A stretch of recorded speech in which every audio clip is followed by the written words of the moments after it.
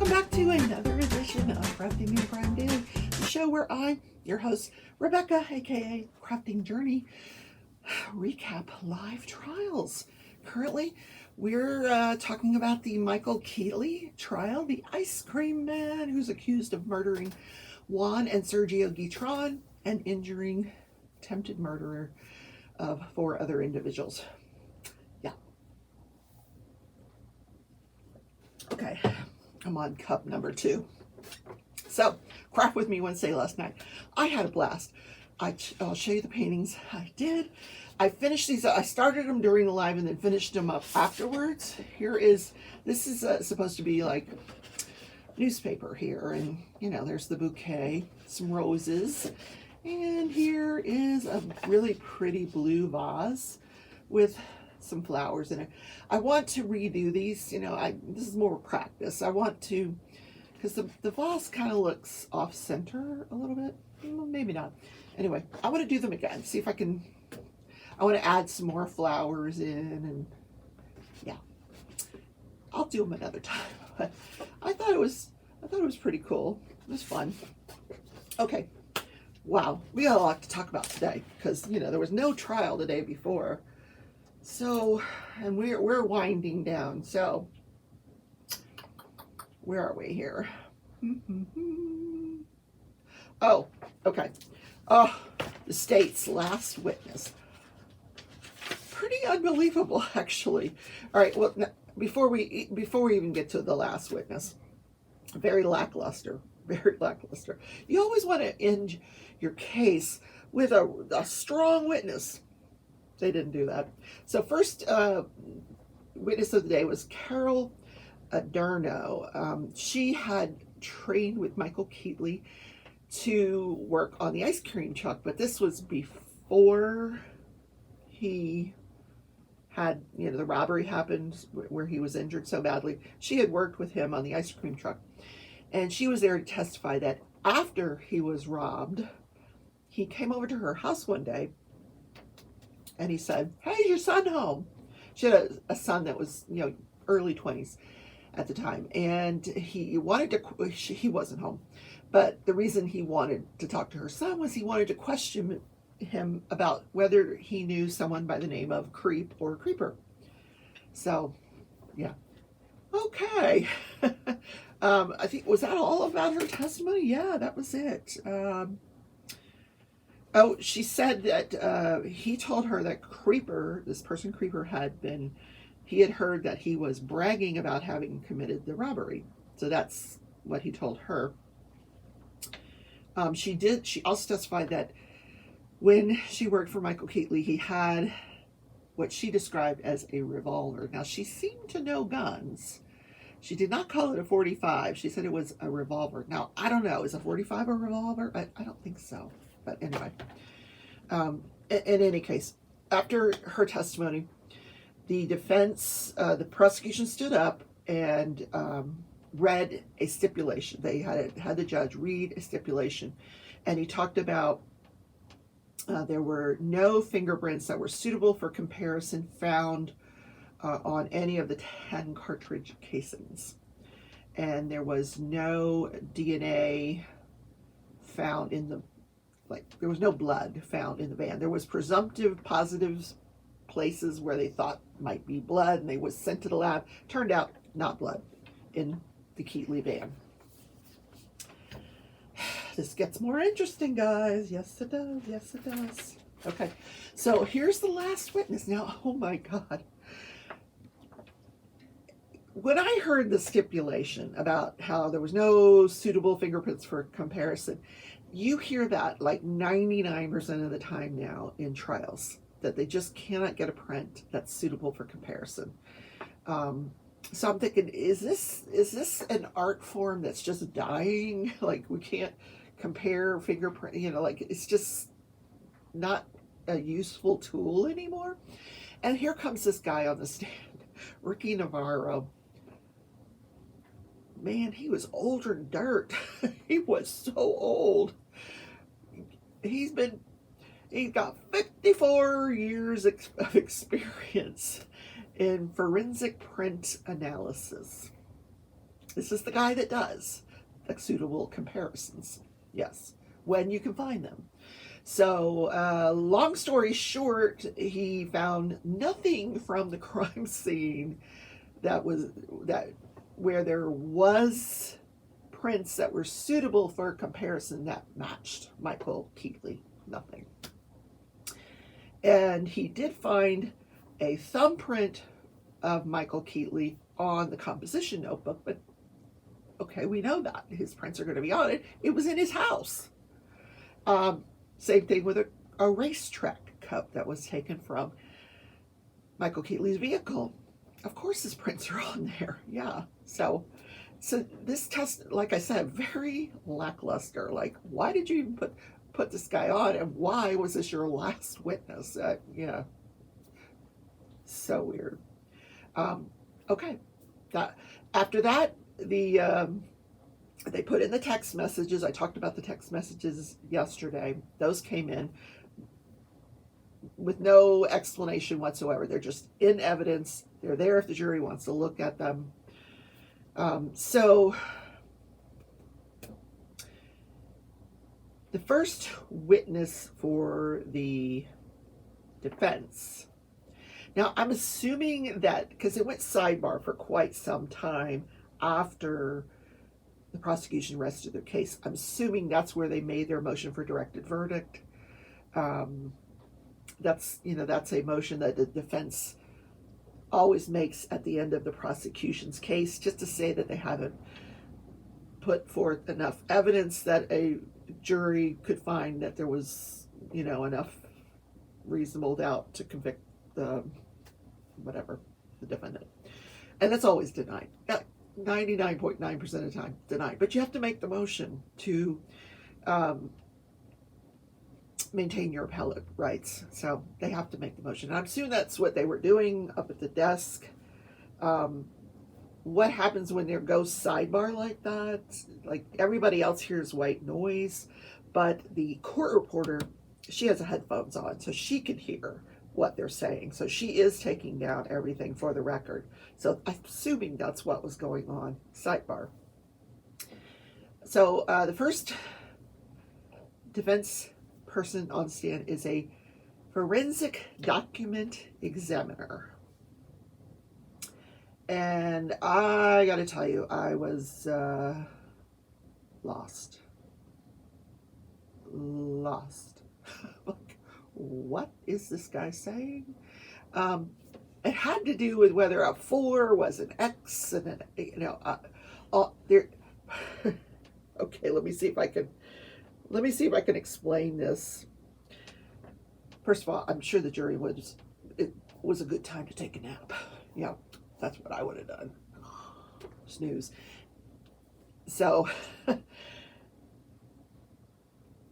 when Gonzalo Guevara was shown the photo pack lineup by Detective Lugo, there was the number 4 was written on, there's a piece of paper that Detective Lugo had to read to Gonzalo Guevara before he did the photo pack, or before he showed them all the photos. And then then Gonzalo has to sign it. So what this document examiner did after he looked at Gonzalo Guevara's signature and Detective Lugo's signature and samples of Detective Lugo's signature from other documents obtained from the state that he had to compare it to.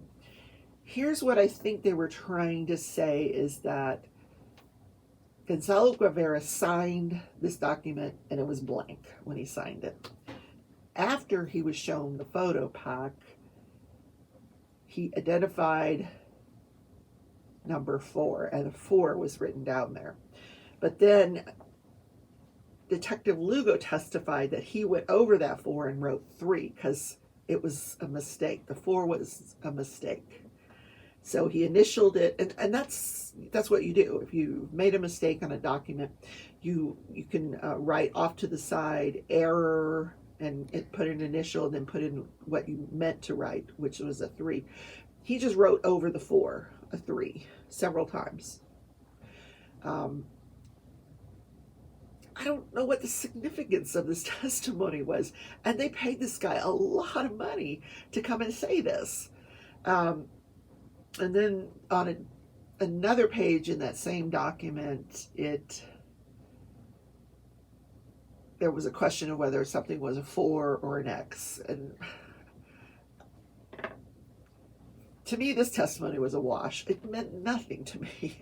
I don't know if it meant anything to the jurors except to confuse things. I don't know. So here comes the next witness. And before they even comes into the courtroom, the defense says, Your Honor, we'd like to treat this guy as an adverse witness. Now, what that means is that this is not your witness, but it's a person that you want to call to come into the courtroom, and they're not coming voluntarily. They're coming because you subpoenaed them, and if they don't come, they're going to jail. They don't want to be there. They're not likely to testify. They're not likely to be cooperative with their testimony. And this guy wasn't, as it turns out. So then there was argument about whether you have to wait till he's uncooperative and then make him an adverse witness, or can you do it ahead of time? And as it turns out, the defense had case law to support that, yes, you can do this ahead of time. So the judge says, okay, I'll allow it. So what that means is when you declare someone an adverse witness, you can lead them. You don't have to ask them the direct questions, like the yes or no kind of questions. You can lead them. Wouldn't you agree that blah, blah, blah, blah, blah, blah, blah, blah, blah, blah. Yeah. Which you can't normally do on direct. So here comes Omar Bailon. Creeper comes into the courtroom. And the first thing I noticed about this guy was he's very dark-skinned. He could have been the one that robbed the ice cream man because he didn't talk with a Latin accent. I didn't think he did. He was very dark-skinned.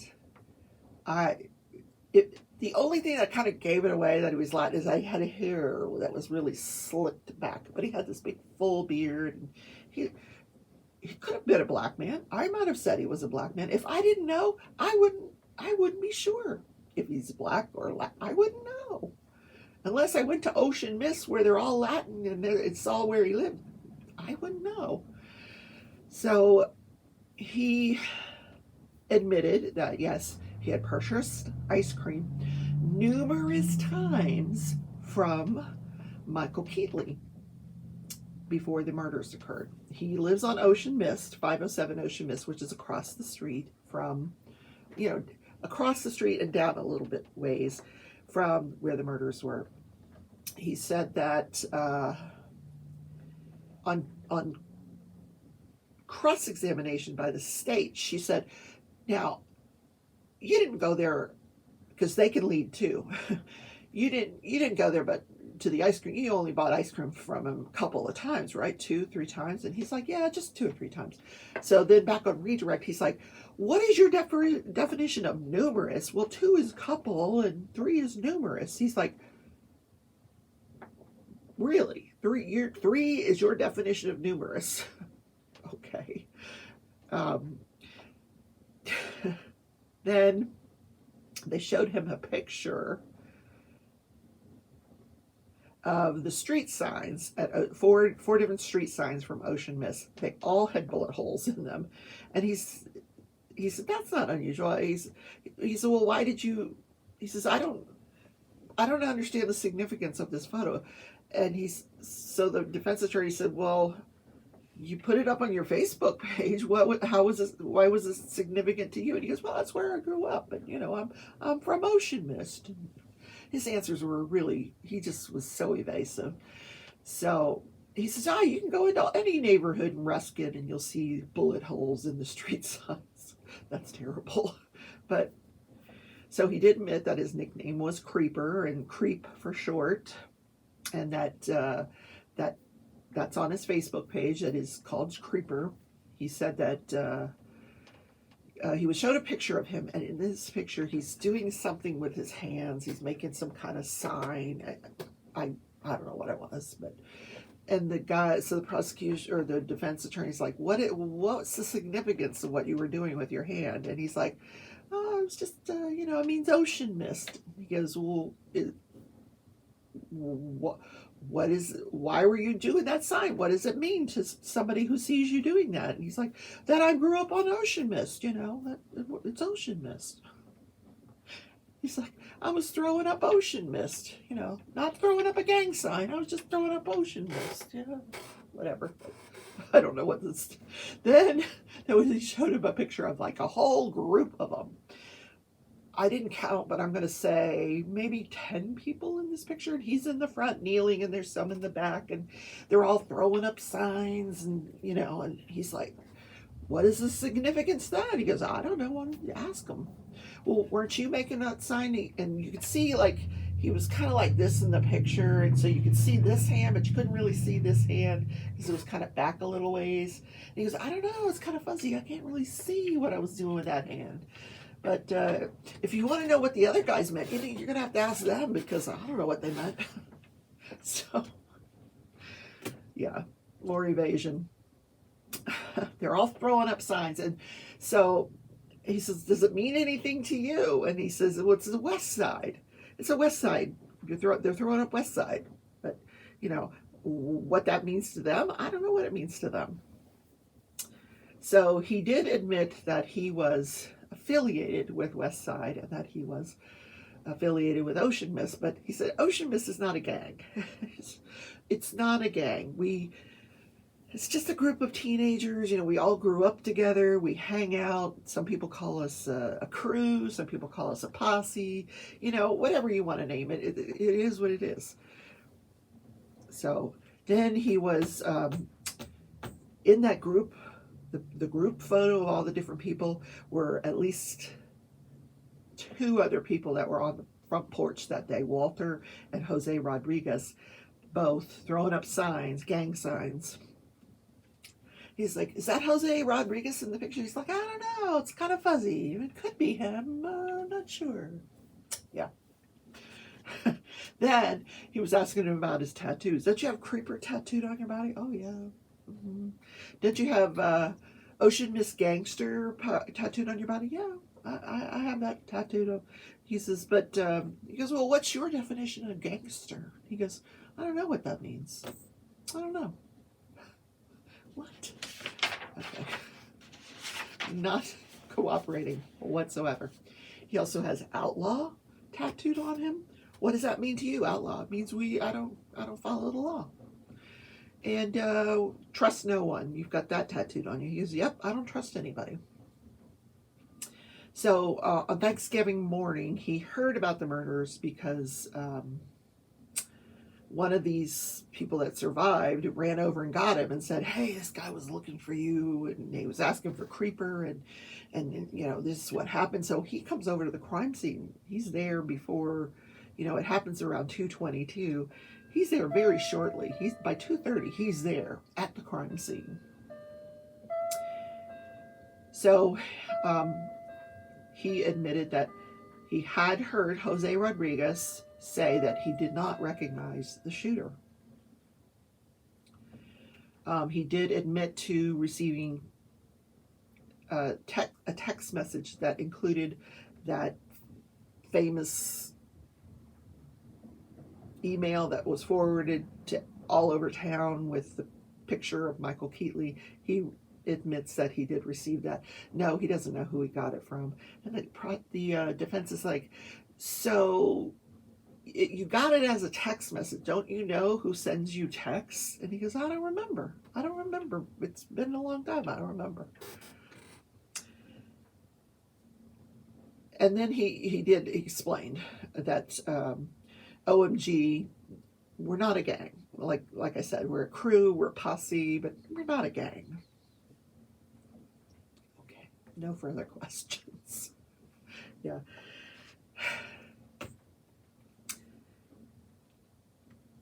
These are gangsters. I don't think there's any doubt. So then, the last witness of the day was really interesting.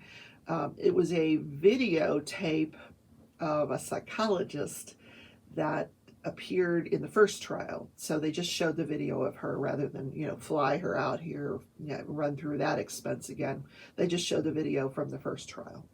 And this psychologist had studied the effect of alcohol on eyewitness identification.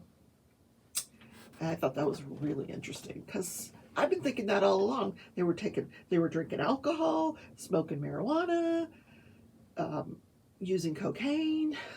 How are they identifying this guy? So she said there are a lot of factors that affect the 3 various stages of memory.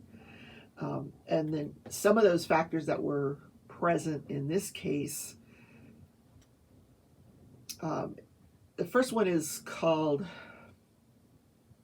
I'm trying to think of what she said, contamination.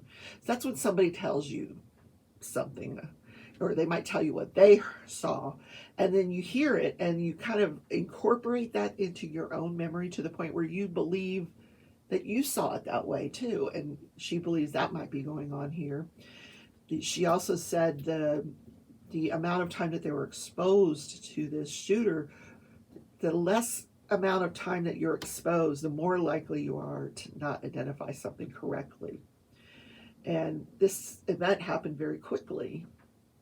Most of them testified that, he walked up the porch, asked for creeper, asked for the IDs, told him to get down, started shoot. I mean, it happened really quickly. So a shorter period of time. She also said that research suggests that a witness's identification is less reliable when there is a weapon involved because of their focus is on the weapon. So now we've got a short duration of period, a focus on the weapon, intoxication, and the last thing she said was, a couple more things. Stress. Clearly this would have been a very stressful situation, especially when the shooting started. So now you've got something of short duration, stressful situation, alcohol intoxication. Then there's also research that suggests that people are less accurate at identifying someone of a different race than them. And it's not that you're a bigot or anything like that. It's just you identify with your own race. So I might have difficulty identifying one of these Latin people, not because I have anything against Latin people. It's just the way it is, it's called cross-race bias. So all of these things were going on, which would have a tendency to make the identification by Gonzalo Guevara very questionable. She reviewed the standard operating procedure for the photo lineup, and she said that yes, this incorporated all the best practices for using one of these photo lineups, but clearly that was not followed here. Detective Lugo should not have been doing that, because now he's contaminating the identification, because he may in some way have insinuated which photo the guy should identify. Now, she said there's not been any studies on mixing, alcohol, marijuana, and cocaine, because those are illegal substances. So you really just, can't do those kind of studies. But just the alcohol alone, what they did during their studies was, in a controlled environment, they were legally allowed to get people up to a 0.8 alcohol level, which is the legal limit for driving. But to exceed that level, they went to a bar. So the researchers go to this bar and they have people come in and they get intoxicated. And so they would have someone come up to that person and say, we're doing this study. Would you like to be a part of it? And so they would say, okay, that person would take them back to this room. And then for the next 10 minutes, they would distract this person. You tell them about the study, doing a blood alcohol, seeing if how far past the 0.8 legal limit they were drunk. And then after about 10 minutes, the person that brought them back would come in and they'd say, do you recognize the person, They'd have a few people there. Do you recognize the person that brought you in there? And most of the time, they couldn't identify the person that brought them into the room. No. Yeah. Now, they were more likely to identify that person, or you're more likely to make an identification if you've seen them prior to becoming intoxicated. Does that make, like, they'd seen this ice cream man prior to them becoming intoxicated that night, yet they didn't recognize him. So, interesting testimony.